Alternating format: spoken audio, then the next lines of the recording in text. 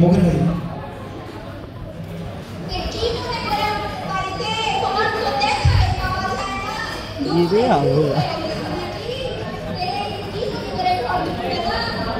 বেটি তো বড় হয়ে গেছে, বিয়ে টিয়া দিবা না নাকি?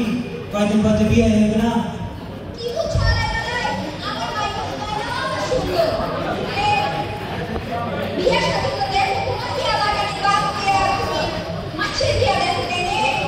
ইয়ার করবো চাষি ভালো মাইয়া পাই না, বুঝতে তো পারছো আজকালকার যুগ।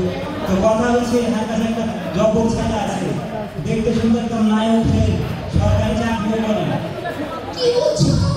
নিয়ে আনো ছেলেকে, আমার মেয়েটার লেগা সুন্দর একটা জামা। আচ্ছা তাহলে দিয়ে আসছি। আচ্ছা তাড়াতাড়ি লয়ে আনো।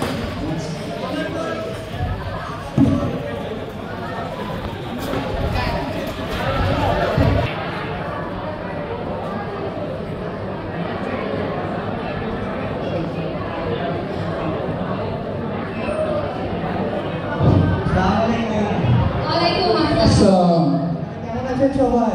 ভালো আছি। এখানে দাঁড়িয়ে আছেন সবাই, বসেন বসেন।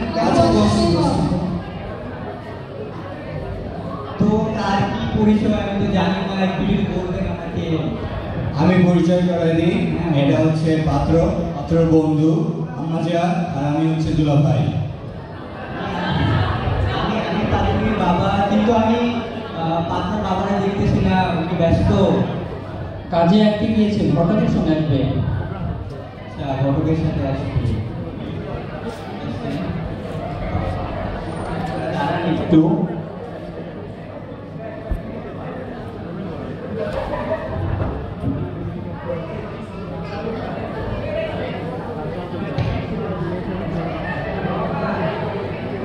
Hello guys, welcome back to my daily blog.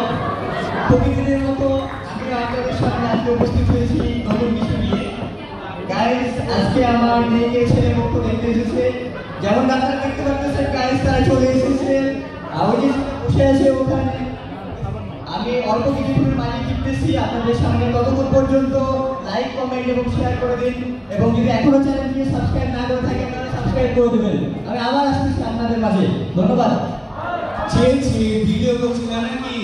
Next এগুলা কেউ করে তোমরা নাম থাকো লিখে ছেড়ে দিবে, ভাইরাল হয়ে যাবে। আরে এগুলা ভিডিও করতেছি স্মৃতির জন্য, এগুলা আমার কিছু না। আমাদের পরিবার খুবই সম্ভ্রান্ত পরিবার মহল্লার মাঝে। আপনি আমার মেয়ের সম্পর্কে কোনো খারাপ কিছু শুনবেন না। আমার মেয়ের কোনো ছেলে বন্ধুই হয় না, এত ভালো আমার মেয়ে। আর আমার মেয়ে রান্নার হাত, আপনারা কি একবার খান সারা জীবন মনে রাখবেন, এত ভালো রান্নার হাত। বন্ধু, কঠিন মেয়ে পেয়ে গেলাম তো মনে হয়, মেয়ে মনে হয় মনের মতো হবে। এই জন্য তো তোমাকে আনলাম বন্ধু, রাজশাহী বন্ধু আমার। সারা জীবন মেয়ে ঘুরলি, জামা কাপড়ের মতো প্রেমিকা চেঞ্জ করলি, আর এখন আসছিস মনের মতো মেয়ে করতে। আরে শালা চুপ কর, কোথায় এসে কি বলছিস এসব?